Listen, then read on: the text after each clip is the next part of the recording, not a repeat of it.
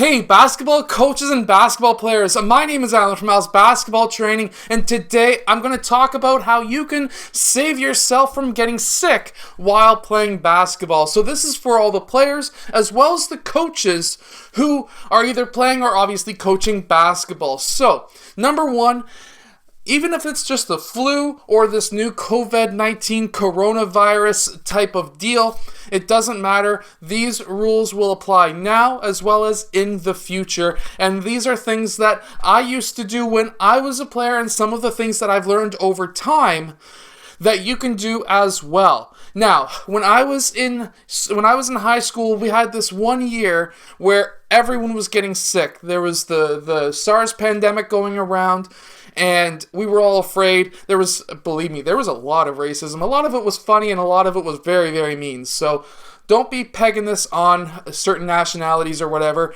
This is a worldwide pandemic now, so this is why we're talking about this today. Obviously, the Golden State Warriors are not going to be having any fans in the stands for the next couple of games at the very minimum, and possibly for the rest of the season, but we don't know that just yet.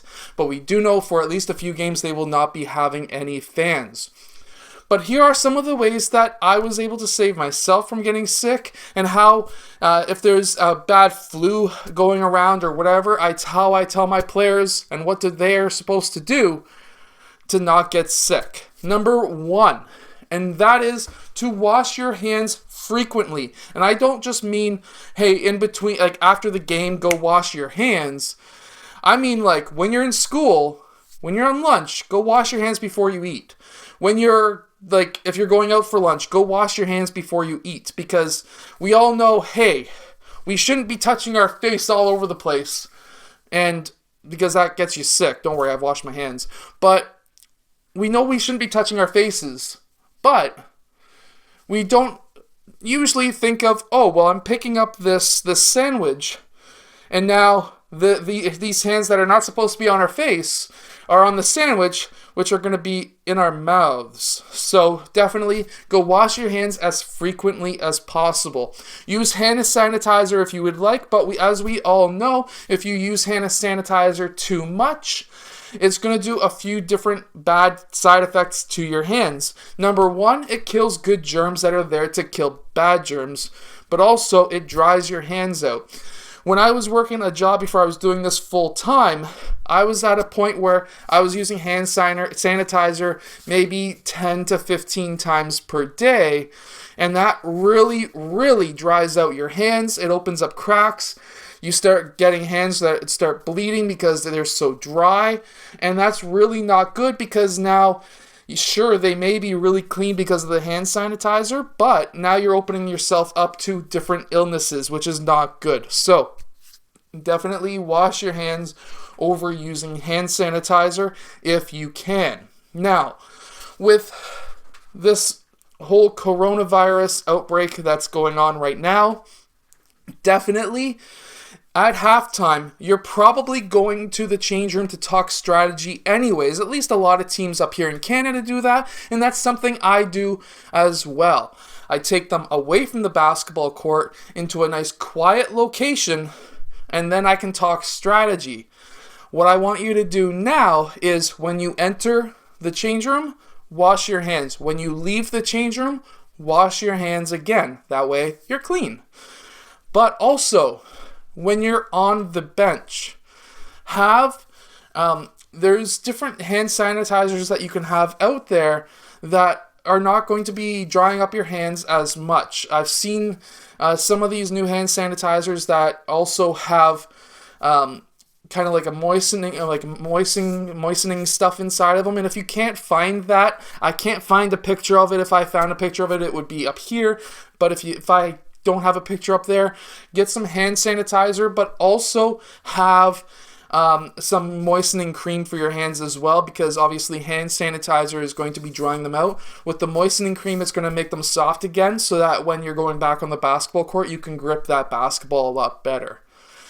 And then at the end of the game, before you talk strategy, is when you're leaving the court, wash your hands. Now, cell phones are a massive germ infestation in your pocket, in your hands. The one thing I would not do right now is lick my phone. But let's face it, if you're touching your phone after a game and now you've just had a possibility of 23 other basketball players touching a basketball that's touched your hands, and now you're touching a cell phone, you are now getting those germs on your cell phone, which are going to be with you for the rest of the day or longer, and also on your hands. Even though you've washed your hands, now you're touching your phone again, and, well, yeah.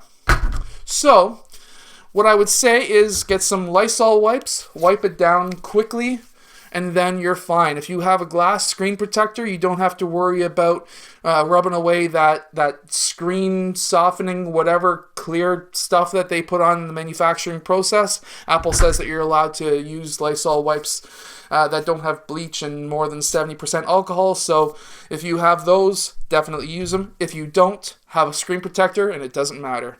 I have a nicely cracked up screen protector, and it works great. Especially when I drop it, and it cracks even more. Anyways, so these are some tips, and of course the main tip here is just wash your hands. But if you've got players who like to lick their hands and wipe the sole of their shoe to get more grip, I used to do that as a player. Stop that. Stop doing that totally.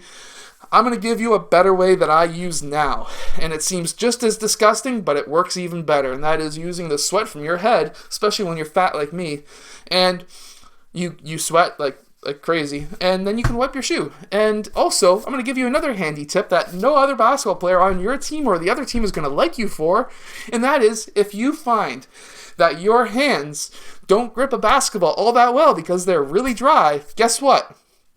I'm going to give you 2 seconds to guess what you can put on your hands. 2 seconds is up. Guess what? Leather gets pretty sticky when it's wet. Yeah. Use your sweat. Put it on your hands. Get them not like soaking wet, but just like damp. And you're going to have crazy, crazy grip on that basketball. But believe me, nobody else is going to like you for doing that, but it works.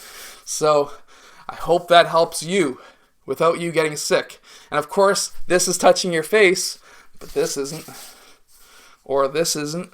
So, keep that in your back pocket for the next time you can't get grip on a basketball. Anyways, I hope that these tips help you. Remember, don't be overly scared about this coronavirus. It's bad. It can spread very extremely easily, but let's face it, you're probably pretty healthy playing basketball or being a player of basketball. I know I'm a little bit overweight. I'm quite a bit overweight, but I'm still healthier than a lot of these people who are dying from this sickness. So, remember,